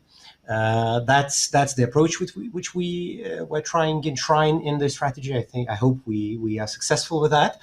And perhaps just to pick up on something that Monique was saying is indeed it's very interesting what you're saying, that about the information which you are having as consumer organizations, And let's see how this can be better used, because I think we can only be successful in implementation of the strategy if we bring everyone together at the same table, be it industry, but also civil society, and also the organizations which have that information, which is important. This is why we have, mentioned in the strategy that we would like to set up the high-level roundtable, which would help for its implementation and so on. So frankly, I think with this in mind, we would like to go ahead, and every piece of information which is held by the stakeholders is actually bringing that piece to the puzzle. Thank you. Okay, I'm going to just pick up. We've got a few more questions coming in, so we'll come back to those in a moment, because I just want to pick up with Diana again. As a front runner, as just under the criteria that are defined by the CSS, what do you feel are the main barriers that you have faced to find your space in the market that you operate in, and what would you like the Commission to do to overcome these challenges under the strategy? So what do you want the strategy to do to help you get rid of the barriers or overcome the barriers? Yeah, so I already mentioned the exclusion of scope 3 in the carbon pricing. So this is something that needs to be overcome, maybe under more under a different strategy than the chemical strategy. And I also want to mention a few issues related to benchmarking. What front runners typically are competing with mature products. So and then if you are comparing innovations, bio-based innovations, but actually this is valid for any innovation, it's typically smaller scale, and you are competing with mature petrochemical products that have been highly optimized. And if you do a life cycle assessment, it's not always that easy to then draw the right conclusion if you're comparing a very small scale process to a mature, fully optimized product. So that is something that needs to be addressed.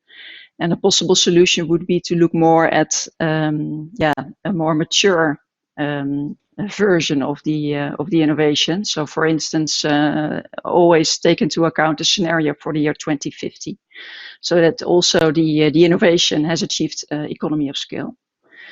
Another element I want to mention is more, again, looking at the whole value chain. So in our case, we are innovating bio-based chemicals, and in our life cycle assessments, we also look at the impact of producing the biomass of agriculture. But if you look at fossil-based chemicals, the impact of feedstock production of fossil, the whole mining of fossil fuels, it's not properly covered in the current methodologies for life cycle assessment. So this is another example where then the benchmarking becomes difficult, and where the outcome is not always what you would like to incentivize. And I actually have an example of that, because at the moment we are working on an application for the EU Innovation Fund for the innovative low carbon technologies, and here we actually run into the challenge that when we are comparing polystyrene to PLA, which is a lactic acid-based bioplastic, using the guidance given by the Innovation Fund for end of life, the outcome is that landfilling of polystyrene would be a better outcome than using our bio-based polylactic acid. And that cannot be the intent of the guidance, that the landfilling polystyrene is then the best solution. So this is really something that needs to be looked into, so that the comparison is done in a fair way and taking into account the whole value chain. Thank you. Okay, Marius, I have a question for you. How about ensuring the sustainability in sourcing materials and other chemicals required for the green transition? This is especially related to ensuring worker safety and health environmental impacts in the source regions in the Global South. So sustainability of sourcing of metals, not materials.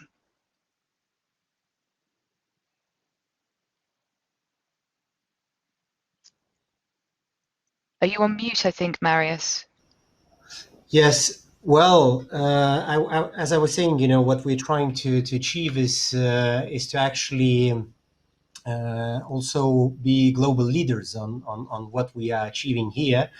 and what we are putting forward here with the strategy for sustainability in the EU, we want to also be having as much, as we can achieve that through various international instruments and so on, of having similar requirements in other places of the world. I think let's not forget on what kind of an event we are speaking here. It's about the Minamata tragedy. We are all speaking about the Minamata Convention, right? So these are the instruments that we should be using and aim to achieve that. Similar sustainability requirements are in all other places. And of course, the main reason for that being protection of health, not only here, but also in other places, but also at the same time, keeping the level playing field across the world. Because I think for chemical strategy, this is not only the economic argument which works for keeping the level playing field. The most important argument is actually health and environmental argument. Mm-hmm. Mm-hmm. Thank you. Okay, Roald, question for you. I mean, this is also potentially one for Marius, but again, it picks up on some of Monique's, not exactly anxiety, but concern about the ambition and the gap in resources. Marius or Roald, I'm going to start with Roald though. How does the challenging situation of the COVID-19 pandemic affect the realization of the strategy? Companies, for example, may not be able to dedicate the same amount of their resources to the realization of the strategy. So, question for Roald, I guess.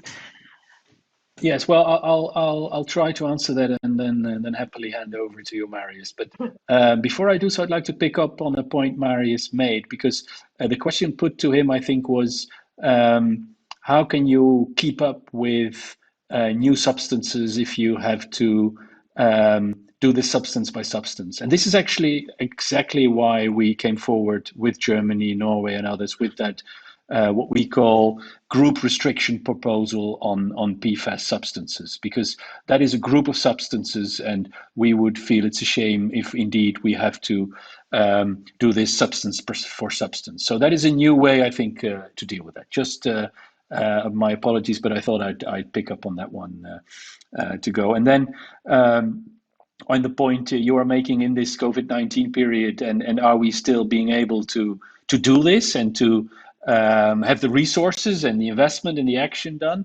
Let me give you a great example, because only 3-4 weeks ago, our minister opened a facility in the north of the Netherlands, which I think is a prime example of what we can do to achieve what we are aiming for here. As you might know, a lot of metals are contaminated with asbestos or even mercury, but also chrome-6. And until very recently, that was considered something you couldn't do anything about. So we even bury asbestos metals in plastics all around Europe because we have no other way to do it. We now have opened a factory where 100,000 tons of contaminated steel are being melted each year into new resources. So this is the circular economy. This is helping to get rid of polluted materials, and this is actually opened in the midst of the COVID-19 crisis. So that, I think, is for me a very encouraging example that we should work on this, not just as governments, because this is a private sector investment. This started with someone that really believed he could solve this, and actually he did. So, well, that's encouraging to me, and I hope we will have more examples of this, knowing that this is a very challenging time, but still it can be done. Thank you. Okay, question for Marius now. This separate one. The CSS is a clear win for the precautionary principle. How can we make sure that it does not stifle the process of innovation and scientific research that always contains a certain amount of risk-taking? This is especially important given that we're going to need some fairly radical innovations in the chemical industry in order to meet the objectives of the Green Deal. For example, hydrogen, lots of hydrogen for renewable energy, electric batteries and cars at scale. So how do you make sure that there is that balance in there? Thank you for the question. May I just pick up a little bit on the previous question to which we have already received a good answer from Roald, and I'm very happy that we already have those prime examples of how things can be done even during times of pandemic and during challenging times. I think whenever you look at the big challenges, and indeed we are facing a very big challenge, the COVID-19 pandemic. It's always, you can be looking at it as something very difficult, which stops you or prevents you from doing things, or as something which also leads you into certain opportunities. I think what COVID also teaches us, and this is in terms of chemical strategy, right, of chemicals industry, is that supply chains, have become very complex, very globalized, and not necessarily always very resilient. So I think for this, we have a concept in the EU, which is called the open strategic autonomy, which means that, we are not closing down. We are not now trying to do everything here, but we look very critically at the supply chains. We look very critically at the manufacturing, which we have the EU, and we try to see, and to have the capabilities so that our supply chains would not be disrupted, so that the most important chemicals which need to reach us, or the most important sustainably sourced materials for those chemicals, they can reach us. So I think with the COVID-19, we start to have a completely different look also into the industry. And I think there is an opportunity actually with the chemical strategy to really achieve things. Now, on the question of precautionary principle, yes. Well, here I should really come back to the vicious circle of we want to create with this, of the innovation and safety, and I think precautionary principle as such is actually not something which would be hindering us from achieving that innovation and safety at the same time. I think that by channeling the funds which we are having into innovation, by applying the safe and sustainable by design principles, this is how we can achieve also good alternatives without really undermining safety. Thank you very much. Diana, question for you that's come in from the audience. Is green innovation good for business? Yeah, I'm assuming good the answer question. is yes. Yeah, I think for us it is. We are the example that green innovation is good for business. It offers opportunities if you look for them, and we see them both in really enabling our customers to green up themselves, to become greener, and also to make a positive impact on people and on the planet. And we also look at how can we improve our own supply chain, our own value chain. And that also benefits us. So yes, I think the answer is a yes. Thank you very much. Okay, so this is actually bringing us to the end of the panel, but I'm going to ask each of our speakers, apart from Marius, just to make one recommendation in a moment about how to move this forward. But I just wanted to say thank you very much to you, the audience, for asking so many good questions, really participating, and also to the speakers. But before we wrap up, obviously, Diana, Monique, Roald, we have Marius from the Commission here today. What's the one recommendation or bit of advice that you would like to give the Commission going forward into the implementation stage about how to make it better, what should be done? Monique, I'm going to start with you. 20 seconds or less. One recommendation. Okay. Well, let's say for the consumer, from the consumer perspective, since 1 year more or less, there have been action plans, strategies. Keep them. Come every month, there is something happening in spite of COVID. So very dynamic Commission, chemical strategy, but also circular economy, the Green Deal, Farm to Fork, renovation wave. Now, from our perspective, what is important is not that the strategy is there and that it's high ambition, but that it delivers on the ground. So my suggestion or encouragement to Marius and all the Commission is stick to your guns, please. Thank you very much. And Roald. I would like to say inspire each other. I would say there is a lot of good examples. This shouldn't be a lonely exercise for for one of us, this should be something we work together on as member states with the Commission, but also as governments with the private sector and with others. I think this is a matter of showing it can be done and inspiring each other in helping it can be done. And Diana, recommendation for you. Yeah, so innovation towards safe and sustainable by design, it really requires a fair comparison of current commodities with innovative sustainable solutions. Yeah, so that's and Marius, you mentioned the high-level roundtable that the European Commission has announced to set up. So we volunteer to take part in this, so that we can also help promote the uptake of safe and sustainable innovations. Thank you very much. And Marius, a final thought from you, just based on what the recommendations are that you've heard. Well, I think we speak here today about chemicals strategy for sustainability. We go into very deep details on it, but I think what we should not forget, and this is what what's always on our minds, is that it is in actually our European way of life. I think to feel safe of the most hazardous effects of chemicals, and to be at the forefront of sustainable innovation here. So I think. By being ambitious, by working together, by pushing our chemicals legislation forward, we are in fact working to live up to this European DNA, to live up to this European way of life. Thank you very much. And thank you again to the audience, and thank you to all our speakers and also our speakers from the earlier panel. It's been a very engaging and lively discussion. If you want to watch it again, it is being recorded. You'll be delighted to hear it, so share it with colleagues who couldn't come. And in the meantime, I wish you good evening, and thank you all very much for joining us. Good night.